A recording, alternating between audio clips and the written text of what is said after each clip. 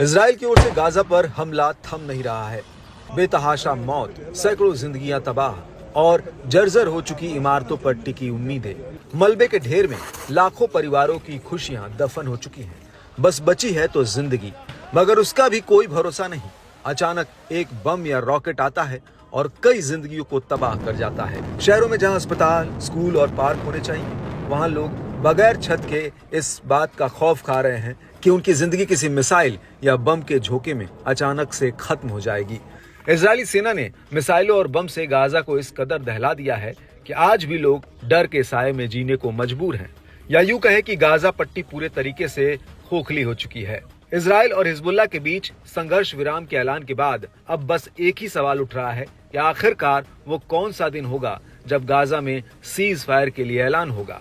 खैर, इस सवाल का जवाब तो अब तक नहीं मिला, लेकिन इजरायली हवाई हमले में 40 से अधिक फिलिस्तीनी एक बार फिर मारे गए। जी हां, गाजा के नागरिक सुरक्षा विभाग ने घोषणा की है कि 30 नवंबर 2024 को गाजा पट्टी के उत्तर में तेल अल जातर क्षेत्र में 100 से अधिक विस्थापित व्यक्तियों को आश्रय देने वाले एक घर को निशाना बनाया गया है। इस इजरायली हवाई हमले में 40 से अधिक फिलिस्तीनी मारे गए।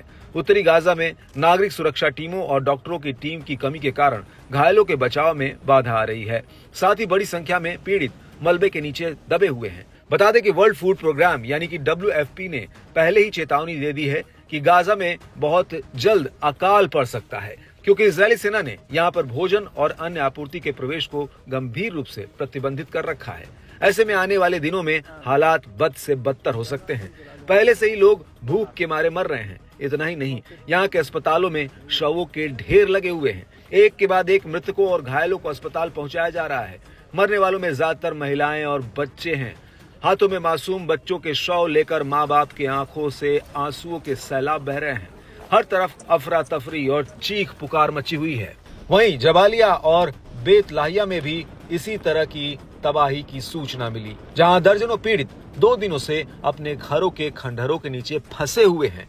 गाजा शहर के पड़ोस में इतावली परिसर के पास विस्थापित परिवारों के घर पर इजरायली हमले में एक व्यक्ति की मौत हो गई और कई लोग घायल हो गए।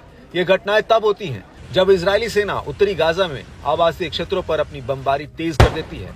गाजा स्वास्थ्य मंत्रालय ने शनिवार को घोषणा की कि गाजा पट्टी पर इजरायली युद्ध की शुरुआत से अब तक मारे गए फिलिस्तीनियों की संख्या बढ़कर 44,382 हो गई है, जबकि 1,05,142 घायल हुए हैं। बताते चले कि गाजा में इजरायली सेना का सैन्य ऑपरेशन लगातार जारी है।